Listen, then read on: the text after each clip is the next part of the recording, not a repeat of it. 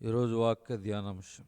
గొప్ప సేవకులను పంపించిన దేశమే కానీ కొన్ని వందల సంవత్సరాల క్రితం ఇంగ్లాండ్ దేశం అనేక మంది అద్భుతమైన సువార్థికులను ప్రపంచవ్యాప్తంగా పంపించింది.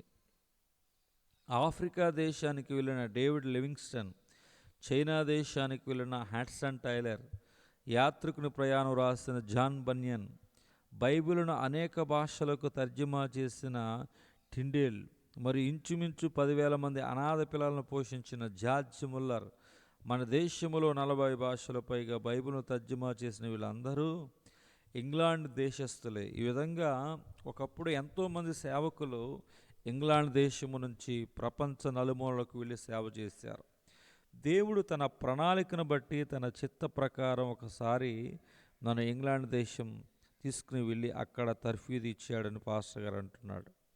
అప్పుడు కొంతకాలం ఇంగ్లాండ్ దేశం ఉండవలసి వచ్చింది. అప్పుడు ఒక స్నేహితుడు పలానా సంఘములో సంపూర్ణ రాత్రి ప్రార్థన జరుగుతుంది, వస్తావని పాస్టర్ గారిని అడిగితే ఖచ్చితంగా వస్తానని చెప్పి వెళ్ళాను. ఆ మందిరాన్ని చూస్తే చాలా ఆశ్చర్యం వేసింది. ఎంత పెద్ద మందిరమా అని అనుకుంటూ లోపలికి వెళితే మందిరం పెద్దదే కానీ ఆరాధన మాత్రం ఒక చిన్న హాలులో జరుగుతుంది. సంపూర్ణ రాత్రి ప్రార్థన కావున అందరం కలిసి ప్రార్థన చేస్తున్నాము. అప్పుడు సమయం మధ్యరాత్రి 1 గంట అయింది. బయట నుంచి పెద్దగా అరుపులు, కేకలు, మ్యూజికల్ పాటలు వినిపిస్తున్నాయి. ప్రార్థన చేస్తున్నా కానీ పెద్దగా అరుపులు, కేకలు వినిపించేసరికి అసలు ఏం జరుగుతుందని బయటికి వచ్చి చూస్తే అక్కడ ఎవరు కనిపించలేదు. మరలా లోపలికి వెళ్ళి ప్రార్థన చేస్తూ ఉన్నాను.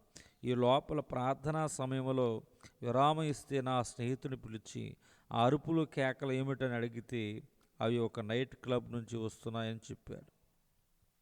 ఇక్కడెక్కడ నైట్ క్లబ్ కనిపించడం లేదే అని అడిగితే అతడు ఇచ్చిన సమాధానం, మనం మందిరం యొక్క ముందు సగభాగంలో ఉండి ప్రార్థన చేస్తున్నాం, మిగిలిన భాగాన్ని నైట్ క్లబ్ కోసం ఇచ్చారని చెప్పారు. ఏమిటి నువ్వు చెప్పేది? మందిరములో నైట్ క్లబ్బా? అవును, మందిరం యొక్క ఖర్చుల నిమిత్తం వెనకటి భాగాన్ని నైట్ క్లబ్ కోసం అద్దెకిచ్చారని చెప్పాడు. చాలా బాధ అనిపించింది పాస్టర్ గారికి. ఒకప్పుడు ఏ దేశం అయితే గొప్ప గొప్ప సేవకులను ప్రపంచానికి పంపించిందో ఇప్పుడు ఆ దేశానికి ప్రపంచ నలుమూల నుండి సువార్థికులు వెళ్ళి సువార్త చెప్పవలసిన పరిస్థితి ఏర్పడింది. భారతదేశం సువార్త లేని దేశం, నశించిపోతున్న ఆత్మలతో నిండిపోయిన దేశం. ఇది మన భారతదేశం గురించి ఇతర దేశాల వారు కలిగి ఉన్న ఓ అభిప్రాయం. కానీ ఇప్పుడు నాకు ఉన్న ఓ నమ్మకం అంటాడు పాస్టర్ గారు. విశ్వాసం ఏమనగా ఒకప్పుడు ఏ రీతిగా ఇతర దేశాల నుండి సువార్థికులు మన దేశానికి వచ్చి సువార్తను ప్రకటించారో అదే రీతిగా మన దేశం నుండి అనేక మంది సువార్థకులు వెళ్ళి ఇతర దేశాలలో సువార్తను ప్రకటించే రోజు తప్పక వస్తుంది. అది మనమే కావాలి. అటు రీతిగా జీవించడానికి, సేవ చేయటానికి మన జీవితాలను, మన బిడ్డలను, మన సమయాన్ని దేవునికి అంకితం చేస్తే ఎంత బాగుంటుంది. మన దేశంలో ఉన్న ప్రతి ఒక్కరూ యేసయ్యను గూర్చి వినాలి. అనగా నువ్వన్నా చెప్పాలి, లేదా సువార్త చెప్పేవారినైనా పంపించాలి. ఈ భారంతోనే నేడు మన మందిరాల్లో మరి భారతదేశంలో ఉన్న ప్రతి ప్రధాన భాషలలో దైవ సేవకుల ద్వారా మరి కోట్ల మందికి యేసుక్రీస్తు ప్రభువారిని పరిచయం చేస్తున్నారు.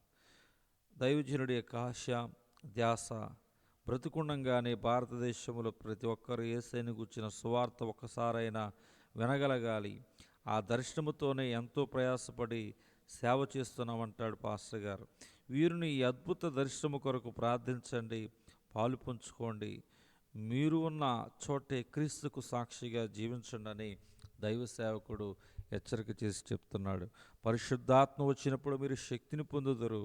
యెరూషలేమా, యూదయ, సమరయ, బూదిగంతముల వరకు నాకు సాక్షులయ్యుందురని అపోస్తలుల కార్యం 1:8 దేవుని యొక్క వాక్యం చెప్పబడుతుంది. దేవుడి దిన వాక్య ధ్యానం దేవుడు దీవించునుగాక. ఆమేన్.